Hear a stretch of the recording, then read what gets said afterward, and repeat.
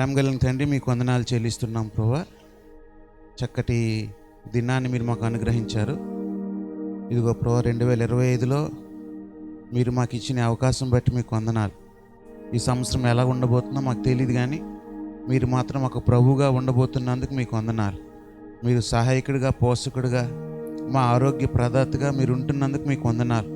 ఇదిగో ప్రభువా, మొదటి గడి అంతా, మొదటి క్షణాలంతా మీ పాదాల చెంత గడపడానికి మీరు మాకు సహాయం చేశారు ప్రభువా. ఇదిగో నాయన, ఈ యొక్క ఆరాధనలో నాయన మీరు మా మధ్యలో ఉన్నారు తండ్రి, మీకు వందనాలు. వాక్యాన్ని ధ్యానం చేస్తుండగా మీరు మాతో మాట్లాడండి.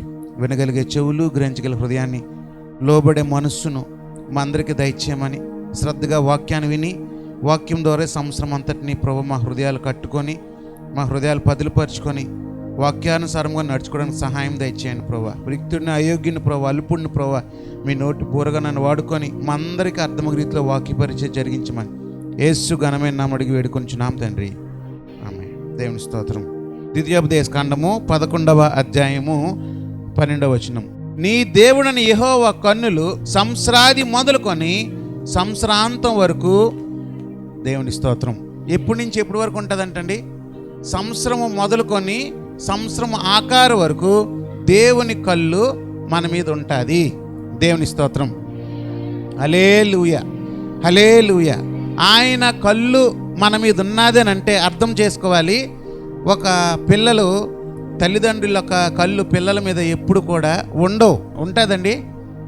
చెప్పాలండి, ఉండవు. ఇంట్లో ఉన్నప్పుడు చూడగలం, మనతో పాటు పిల్లల్ని బయటికి తీసుకెళ్ళినప్పుడు మనం చూడగలం. తర్వాత వాళ్ళు మన కను దృష్టిలో వాళ్ళు ఉండరు. ఎక్కడ చదువుకుంటున్నారో, మరి ఏ ఫ్రెండ్స్ ఉంటున్నారో, వాళ్ళు స్నేహం ఏటో, వాళ్ళ యొక్క ప్రవర్తన ఏటో మనకు తెలియదు. మనం ఇంట్లో ఉన్నంత వరకే మనము చూడగలము, వాళ్ళని, మన దృష్టి వాళ్ళ మీద ఉంచగలం.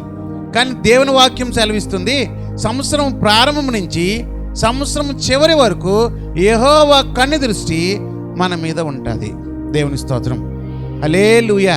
ఇప్పుడు దేవుని కన్ను దృష్టి మన మీద ఉన్నప్పుడు మనం ఎక్కడున్నా ఆయన దేవుడు అంటాడు, మీరు పడుకునుట నాకు తెలుసును, మీరు లేచుట నాకు తెలుసును, మీరు బయటకు వెళ్ళినప్పుడు, లోపలికి వచ్చినప్పుడు అంతా దేవునికి ఏది కనుమరుగై ఉండదు.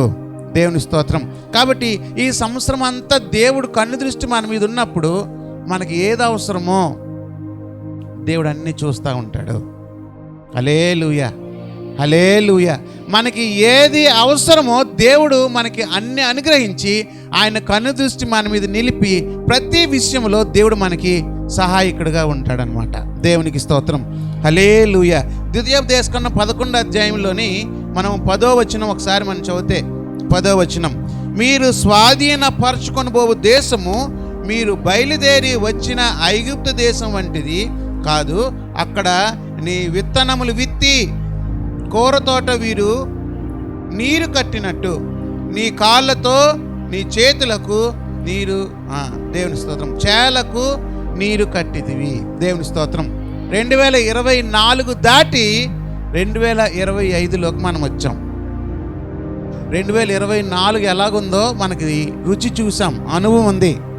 2025 ఎలాగుంటుందో మన చేతిలో లేదు. ఈ దినాన్ని దేవుడు సంఘం అంతటికి, సంఘంలో ఉన్న ప్రతి వ్యక్తికి దేవుడు చేసే వాగ్దానం ఏమిటనంటే, నా కన్ను దృష్టి నీ మీద ఉంటుంది. దేవుని స్తోత్రం. దేవుడు కన్ను దృష్టి మన మీద ఉన్నప్పుడు మనము దేవునికి చెప్పనవసరం లేదు, దేవునికి అడగనవసరం లేదు. మన అక్కర్లను ఎరిగినవాడు. దేవుని యొక్క వాక్యం రాసింటారు కదా, మన హృదయంలో తలంపు పుట్టక ముందే ఆయన ఎరిగిన దేవుడు. దేవుని స్తోత్రం. ఇంకొక మాట మనం చదువుకుందాం చూడండి.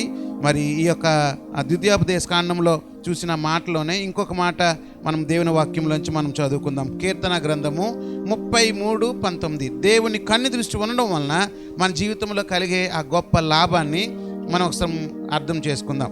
యెహోవా దృష్టి ఆయన యందు భయభక్తులు గలవారి మీదను, ఆయన కృప కొరకు కనిపెట్టు వారి మీదను నిలుచు. ఎవరి మీద దేవుని కన్ను దృష్టి ఉంటుంది? యెహోవా యందు భయము భక్తి గలవారి మీద ఆయన కన్ను దృష్టి ఉంటుంది. దేవుని స్తోత్రం. సంవత్సరాది మొదలుకొని సంవత్సరం చివరి వరకు నా కన్నుదృష్టిని మీ నిలుపుతానని చెప్పిన దేవుడు ఇంకొక మాట జ్ఞాపకం చేస్తున్నాడు. ఎవరైతే దేవుని యందు భయము భక్తి కలిగి ఉంటారో వారి మీద దేవుని కన్నుదృష్టి ఉంటుందంట. దేవుడు అంటే మనకి ఏముండాలంట? భయము భక్తి. అప్పుడు మనకి దేవుని కన్నుదృష్టి మన మీద ఉన్నది కాబట్టి మనం దేనికి భయపడిన అవసరం లేదు, ఏ విషయంలో చింతపడిన అవసరం లేదు, ఏ విషయంలో కూడా మనము వెనకపడిన అవసరం లేదు. ఎందుకనంటే దేవుని కన్నుదృష్టి మన మీద ఉంది. మనం చేయాల్సిన పని ఏమిటనంటే ఆయన దగ్గర భయపడాలి. ఇది నీ సమయం ప్రభువా, నీకు ఇవ్వాల్సిన సమయం. నేను సోమరిపోతులా పడుకుంటూ పోను, లెగిసి ప్రార్థన చేస్తాను. నీ సమయం అయ్యా, నీ వాక్యము మరి నేను ధ్యానం చేయాల్సిన సమయం గనక వాక్యాన్ని చదువుతాను, ధ్యానం చేస్తాను. ఎందుకనంటే దేవుని యందు భయభక్తులు గలవారి మీద ఆయన కన్నుదృష్టి ఉంటుంది. ఇంకొక మాట కూడా దేవుని వాక్యం రాసింది 33వ అధ్యాయంలోని 18-19 వచనాలు మనం చూద్దాం. 33వ అధ్యాయంలో, వారి ప్రాణమును మరణము నుండి తప్పించుటకును కరువులో వారిని సజీవులుగా కాపాడుటకును యెహోవా దృష్టి ఆయన యందు భయభక్తులు గలవారి మీదను ఆయన కృప కొరకు కనిపెట్టు వారి మీదను యెహోవా కన్నుదృష్టి భయభక్తులు గలవారి మీద ఉందంట. అలా ఉండడం వలన దేవుడి యొక్క వాగ్దానం సెలవిస్తుంది, వారి ప్రాణము మరణము నుండి తప్పించుటకు. దేవుని స్తోత్రం. 2024 దేవుని కన్నుదృష్టి మన మీద ఉండబట్టి ఈ సంవత్సరంలో మనం అడుగు పెట్టాం. దేవుడు పట్టించుకోకపోతే ఎప్పుడో గాలిలోని కలిసిపోయే వాళ్ళమి.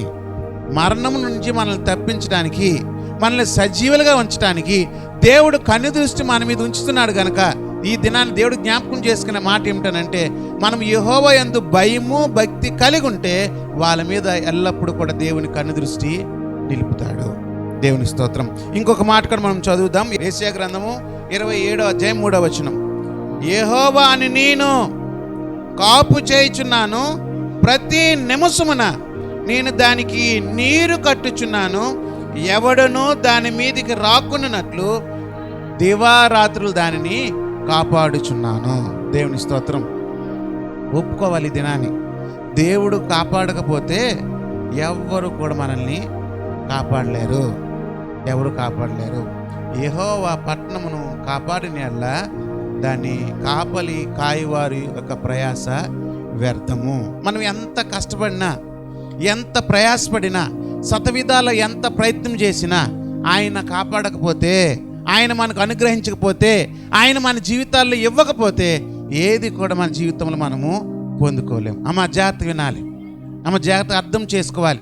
దేవుని కన్నుదృష్టి నా మీద దేవుడు నిలపడానికి, దేవుని కన్నుదృష్టి నా మీద ఉండడానికి మొట్టమొదట దేవుని యందు భయము భక్తి మనము కలిగి ఉండాలి అన్న వాక్యాన్ని దేవుడు జ్ఞాపకం చేస్తున్నాడు.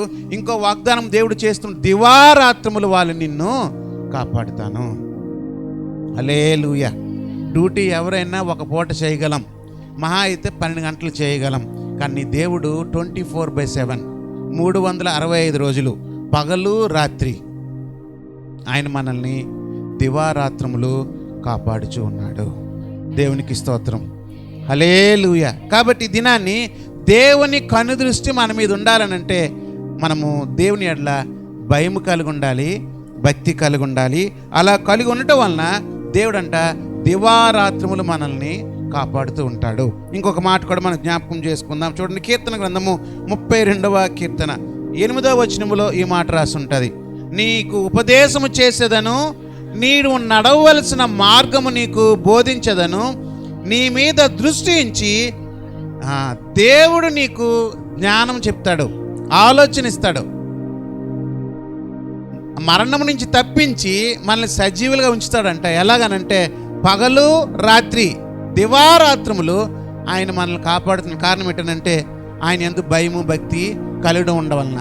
ఇంకొక మాట జ్ఞాపకం చేస్తున్నాడు, దేవుని యొక్క కన్నుదృష్టి ఎవరి మీదైతే ఉంటుందో వారు యొక్క ఆలోచనలు ఎవరిస్తారనంటే దేవుడిస్తాడు. ఆ మాటలు చాలా చక్కగా ఆయన చెప్తాడు. ఒకసారి చూస్తే, నీకు ఉపదేశం చేసేదను, నీకు నడవలసిన మార్గమును నీకు బోధించదను, నీ మీద దృష్టి ఉంచి నీకు ఆలోచన. దేవుని స్తోత్రం. మనం మనుషుల మీద ఆధారపడతాం. ఏం చేయాలండి? ఏ కోర్స్ తీసుకోవాలి? చదువుకున్న వాళ్ళు అంటారు, ఏ ఉద్యోగం మంచిదండి అని చదువు పూర్తయిన వాళ్ళు అడుగుతారు. ఇల్లు ఎలా కట్టాలండి మరి అని పక్క వాళ్ళని, ఇరుగు పొరుగు వాళ్ళని, తెలిసిన వాళ్ళని, పెద్దవాళ్ళని అడుగుతారు. ఇక్కడ దేవుడు చెప్తున్నాడు, నేను నీకు ఆలోచన, ఏ డాక్టర్ దగ్గరికి వెళ్ళాలా, ఏం చదువుకోవాలి, నువ్వు ఏం చేస్తే నీ జీవితంలో బాగుంటుంది, ఏది ఆయన చిత్తమో ఆయన మనకి ఆలోచన ఇవ్వాలి. దేవుని స్తోత్రం. ఎప్పుడు ఆయన మనకు ఆలోచన ఇస్తాడనంటే మనము భయము భక్తి కలిగి ఉన్నప్పుడు ఆయన కన్ను దృష్టి మన మీద ఉంటుంది. ఆయన కన్ను దృష్టి మన మీద ఉన్నాడనంటే మనము దేవుని ఆలోచన బట్టి మనం ముందుకు సాగుతాం. దేవునికి స్తోత్రం. హల్లెలూయా. మన ఆలోచన కొంతవరకు ప్రయోజనకరమే, మన ఆలోచన కొంతవరకు కార్యాలు జరుగుతాయి, తర్వాత అంతా నష్టాన్ని కొని తెచ్చుకుంటాం. దేవుడు గనక ఆలోచన మనకిస్తే మన జీవితం నష్టం ఎప్పటికీ రాదు. అందుకని ముందుగానే మన ఆలోచనలన్నీ రద్దుపరిచేసుకొని దేవుని ఆలోచనకు అప్పచెప్పించుకోవాలి. అయ్యా, నీ ఆలోచన ఏది ఉందో అది నా పట్ల జరిగించు, నువ్వు నాకు చెప్పు, ఏమి చేయాలి నాకు చెప్పు, ఎలా ప్రవర్తించాలి నాకు చెప్పు, దేన్ని ఎంపిక చేసుకోవాలో, ఏమి చేయాలి నా జీవితంలో, నీ ఆలోచన ఏమైందో నాకు బయలుపరచు ప్రభువా. ఈ నూతన సంవత్సరంలో నా మీద నేను ఆధారపడక, నా జ్ఞానం మీద, నా శక్తి మీద, నా బలం మీద ఆధారపడక నీ ఆలోచన మీద నేను ఆధారపడతాను. దేవునికి స్తోత్రం. హల్లెలూయా. దేవుడు ఎప్పుడు ఆలోచనిస్తాడు? దేవుడు ఎప్పుడు ఆలోచనిస్తాడండి? ఆయన యందు భయము భక్తి కలిగి ఉంటే. భయము భక్తి కలిగి ఉంటే ఏంటి లాభము? దేవుని కన్ను దృష్టి మన మీద ఉంటుంది. దేవుని స్తోత్రం. ఆయన కన్ను దృష్టి మన మీద ఉన్నప్పుడు మరణం నుంచి మనల్ని తప్పిస్తాడంట. ఇంకో మాట కూడా జ్ఞాపకం చేస్తున్నాడు, నువ్వు మరి ఆలోచన ఇచ్చి ఎలాగ నువ్వు ముందుకు సాగాలో దేవుడే నీకు జ్ఞానాన్ని బోధించి నిన్ను నడిపిస్తాడు. దేవునికి స్తోత్రం. ఇంకొక మాట కూడా మనం జ్ఞాపకం చేసుకుందాం. ముందుగా చూద్దాం జకర్యా గ్రంథము 4వ అధ్యాయము 10వ వచనం. కార్యములు అల్పములై ఉన్న కాలమును తృణీకరించిన వాడెవడు? లోకమంతటను సంచారము చేయు యెహోవా యొక్క 7 నేత్రములు జెరుబ్బాబెలు చేతిలో నూలుండుట చూచి సంతోషించును. దేవుని స్తోత్రం. హల్లెలూయా. ఎన్ని నేత్రములు అంటండి? లోకమంతర సంచారం చే యెహోవా యొక్క 7 నేత్రములు. దేవుని స్తోత్రం. ప్రకటన గ్రంథంలోకి వెళ్ళేసరికి 7 నక్షత్రాలు, 7 బూరలు, 7 ఆ యొక్క గ్రంథపు చుట్టలు అని ఇలాగ మనకి కనిపిస్తూ ఉంటుంది. అదే ప్రవచనాన్ని ఈ దినాన్ని ఎజ్రా గ్రంథంలో దేవుడు జ్ఞాపకం చేస్తున్నమాట. నేను మీ మీద నేను దృష్టి నిలుపుతాను. ప్రపంచం అంతటి మీద, ఒక్క వ్యక్తి మీద కాదు, ప్రపంచం అంతటి మీద. నేను ఇక్కడే చూడగలను, బయట ఏం జరుగుతుందో నాకు కనిపించదు. నేను ఎక్కడుంటే అక్కడే చూడగలను. మన దేవుని గొప్పతనం ఏంటనంటే ప్రపంచమంతటిని ఒక్కసారే చూడగలడు. దేవునికి స్తోత్రం. ఆ గొప్ప దేవుని వాగ్దానం ఏమిటనంటే నీ మీద నా కన్ను దృష్టి నిలుపుతాను. నేను ఎందుకంటే ప్రపంచం అంతని చూస్తున్నాను కాబట్టి అందులో నీవు నాకు కనిపిస్తున్నావు. యెహోవా యందు భయభక్తులు గల వారి ఎడల ఆయన కృప అత్యధికంగా ఉంటుంది. ఆయన కృపలో ఉన్న దేవుడు విడిచిపెట్టడు. మరణం నుంచి వాళ్ళని రక్షించి సజీవులుగా ఉంచుతాడు. వాళ్ళకి ఆలోచన ఇచ్చి నేను వాళ్ళని నడిపించును. దేవునికి స్తోత్రం. ద్వితీయోపదేశ కాండము 13వ అధ్యాయంలో నుంచి ఇంకొక మాట మనం చదువుకుందాం. 18వ వచనం. నీ దేవుడైన యెహోవా దృష్టికి యథార్థమైన దాన్ని చేయుట, నీ దేవుడైన యెహోవా మాట విన్నప్పుడు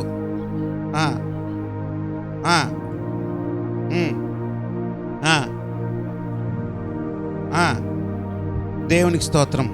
హల్లెలూయా. మొట్టమొదట దేవుడు మరణం నుంచి మనల్ని తప్పిస్తాడు. యెహోవా యందు భయభక్తులు గల వారికి ఆయన ఆలోచనిస్తాడు. ప్రపంచమంతా చూస్తున్న దేవుడు ఈ దినాన్ని నిన్ను జ్ఞాపకం చేసుకొని నా కన్ను దృష్టి నీ మీద నిలిపి నిన్ను నడిపిస్తానని చెప్తున్న దేవుడు ఇంకొక మాట ఆయన జ్ఞాపకం చేస్తున్నాడు. నీ దేవుడిని యెహోవా దృష్టికి యథార్థమైన దాన్ని చేయించు, నీ దేవుడిని యెహోవా మాట విన్నప్పుడు. 2025 సంవత్సరంలో ఎవరి మాట మనం వినాలి? ఆలోచన చెప్తున్నాడు దేవుడు. నువ్వు ఎలా నడుచుకోవాలో దేవుడు నీకు నేర్పిస్తున్నాడు. కానీ మనము వినలేని స్థితిలో మనం ఉన్నాం. నువ్వు యథార్థంగా ప్రవర్తించి నీవు దేవుడిని యెహోవా మాట వినినప్పుడు ఏం జరుగుద్దో అక్కడే దేవుని వాక్యంలో సెలవిస్తాడు. చదువుదాం చూడండి. దేవుని మాట విన్నప్పుడు దేవుని కోపము మన మీదకి రాకుండా కోపాన్ని తిప్పివేసి కోపాగ్ని నుండి మరలుకొని కనికరపడి కరుణించి నిన్ను విస్తరింప చేస్తున్నాను. దేవుని స్తోత్రం. దేవుని కోపం మన మీదకి రాకుండా, దేవుని ఉగ్రత మన మీదకి రాకుండా ఆయన కరుణించి కటాక్షించి ఆయన కోపం తిప్పివేసి దేవుడు అంటున్నాడు, నిన్ను విస్తరింపజేతును. నేను ఆల్రెడీ పితరులకు వాగ్దానం చేశాను, అలాంటి వాగ్దానం నీకు కూడా చేస్తున్నాను, నిన్ను విస్తరింపజేతును. ఇందులో దేవుడు ఒకే ఒక మాట, నిన్ను విస్తరింపజేతునని దేవుడు చెప్పాడంటే అన్ని రంగాల్లో, భౌతికంగా, నైతికంగా, ఆధ్యాత్మికంగా అన్ని విషయాల్లో దేవుడు విస్తరింపజేస్తాడు. అలాగ దేవుడు మనల్ని ఆశీర్వదించాలనంటే ఆయన మాట మనం వినాలి, ఆయనకి మనం లోబడాలి, ఆయన కన్ను దృష్టిలో మనం ఉండాలి. ఆయన ఉగ్రత మన మీదకి రాకుండా ఆయన మాట మనం విని ఆయన చెప్పినట్టు చేయడం ద్వారా దేవుని కన్ను దృష్టి మన మీద ఉంటుంది. మన మీద ఆయన కోపాన్ని తిప్పివేసి మనల్ని విస్తరింపజేస్తాడు.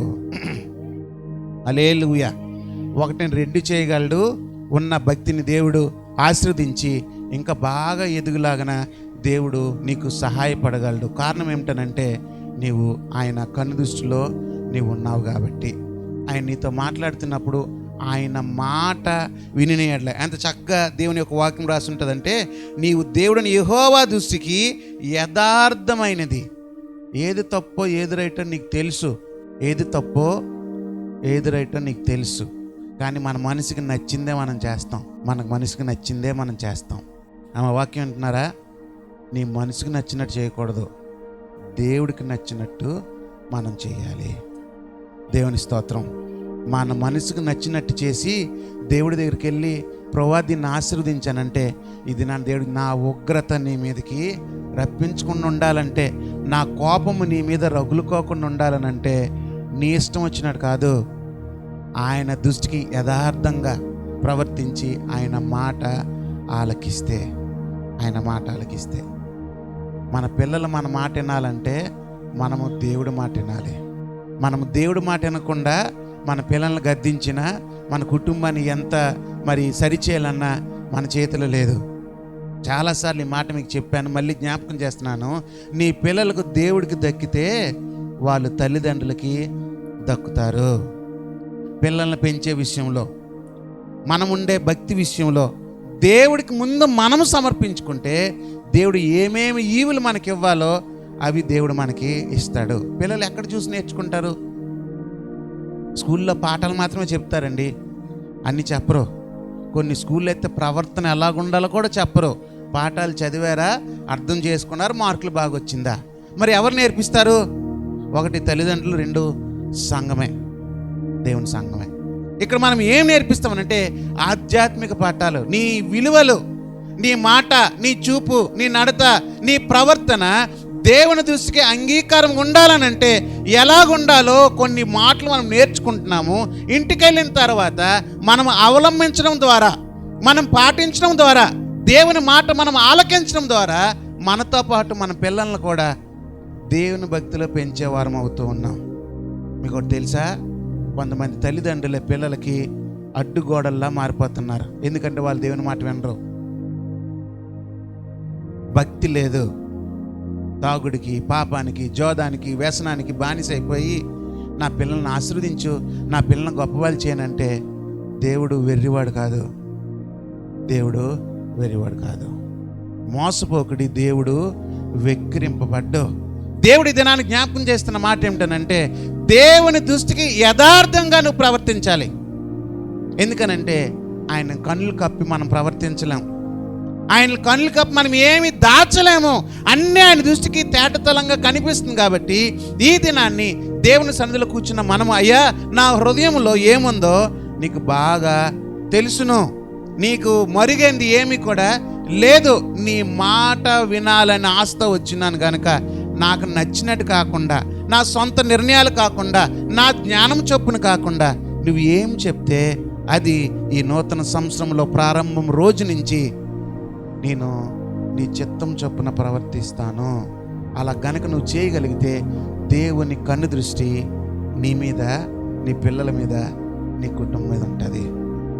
దేవుని స్తోత్రం. దేవుని కన్ను దృష్టి నీ మీద ఉంటే మొట్టమొదటి లాభము మరణం నుంచి తప్పించి దేవుడు సజీవుల లెక్కలు ఉంచుతాడు. రెండవ లాభము, దేవుని కన్ను దృష్టి నీ మీద ఉన్నప్పుడు దేవుడు నీకు ఆలోచన ఇస్తాడు. మనుషుల దగ్గరికి వెళ్ళిన అవసరం లేదు, మనుషుల మీద ఆధారపడడం అవసరం లేదు. నీకు ఏం అవసరమో అంత జ్ఞానాన్ని. అపోస్తలుడైన పేతురు చేపలు పట్టిన జాలరి ఆయన నిలబడి మాట్లాడితే ఎంత పెద్ద సేవకులు మాట్లాడినా ఒకేసారి 3,000 ఇంకోసారి 5,000 మారారండి. అదాకలు లేవు. ఒక జాలారు ఆయన, చదువులేని ఆయన, అంత పాండిత్యం తెలియని ఆయన దేవుడు నిలవబెట్టి వాడుకుంటే దేవుడు నిన్నెందుకు జ్ఞాపకం చేసుకోడు? ఈ దినాన్ని దేవుడు నిన్ను కూడా జ్ఞాపకం చేసుకోగలడు. దేవుడు నిన్ను కూడా అట్టి స్థితిలో, అట్టి స్థాయిలో ఆశీర్వదించగలడు. కారణం ఏంటనంటే యథార్థముగా దేవుని దృష్టిలో నీ ఉండి ఆయన మాట ప్రకారముగా. అమ్మ వినాలి, ఎవరి మాట అండి?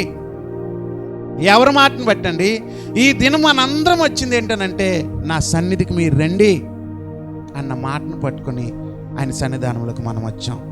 ఆయన మాట ప్రకారంగా ఎంతమంది అయితే జీవిస్తారో వాళ్ళందరికీ విస్తరింపచేతును. ఏం చేస్తారంటమ్మా? చావు నుంచి తప్పిస్తున్నాడు. రెండోది, మనకి ఆలోచన జ్ఞానం దేవుడే ఇస్తున్నాడు. మూడోది, నీ స్థాయి అలాగ ఉండదు, నువ్వు ఎప్పుడు అలాగ ఉండిపోవు.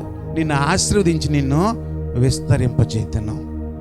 దేవుని స్తోత్రం. 25లో దేవుని యొక్క మేలు సహాయము నువ్వు పొందుకోవాలనంటే నువ్వు చేయాల్సిన పని ఏమిటనంటే ఆయన కన్ను దృష్టి నా మీద, నా కుటుంబం మీద ఉండాలి. అప్పుడు నేను దేవునిలో స్థిరపడతాను, బలపడతాను.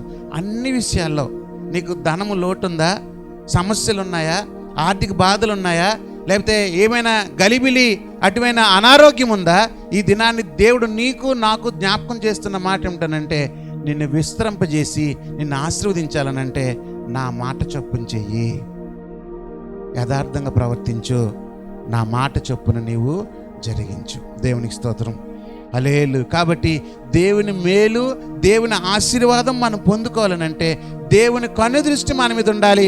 ఆయన కన్ను దృష్టి ఎప్పటి నుంచి ఎప్పుడు వరకు ఉంచుతున్నానంటే సంవత్సరము మొదలుకొని సంవత్సరము ఆఖరు వరకు. ఇశ్రాయేలు కాచి దేవుడు ఉదయాన్నే లేపి గంట కొట్టి ప్రభువా మరి తెల్లవారైంది లేగు అని లేపే దేవుడు కాదు మన దేవుడు. ఆయనకి కునుకు రాదంట, ఆయనకి నిద్ర పట్టదంట. ఎల్లప్పుడూ కూడా నిన్ను కంట్లో పెట్టుకుని ఆయన చూస్తాడు. అటువంటి గొప్ప దేవుని ఆరాధన చేస్తున్నాం. ఈ దినాన్ని ఒక నిర్ణయంతో 2025లో మనం ముందుకు సాగాలి. దేవుడు మనకిచ్చిన ఆ సూచన, నా కనుదృష్టి మీ అందరి మీద నిలుపుతాను. ఎప్పుడు తెలుసా? యెహోవా యందు భయము, భక్తి. దేవునికి స్తోత్రం.